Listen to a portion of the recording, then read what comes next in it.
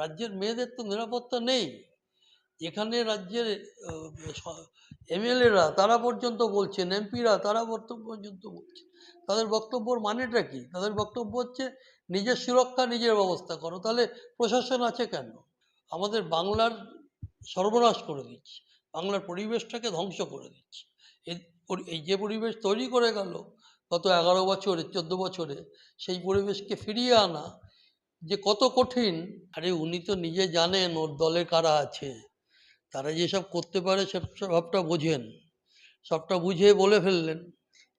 সবটা বুঝে বলে ফেলার পর এখন পার্টি থেকে চাপ দিচ্ছে যে এইভাবে বলা যাবে না, সেটাও একতরফা হলো। যাই হোক, তাকে তো পার্টির কাছে দায় স্বীকার করতেই হবে। এটাই তো সমস্যা, যে পার্টি তারা এসব দূরও করবে না, সরকার কোনো ভূমিকা পালন করবে না।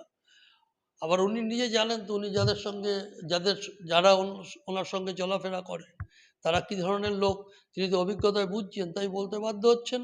আবার পার্টির কথায় উইথড্র করে নিতে বাধ্য হচ্ছেন। নিজের যে কনস্টিটিউয়েন্সি, সেই জায়গায় যাতে এই ঘটনাটা না ঘটে, পরিবেশটা ভালো হয়, হ্যাঁ, একদম সৌহার্দ্যের পরিবেশ হয়, মৈত্রীর পরিবেশ হয়, সেটা উনি চেষ্টা করুন।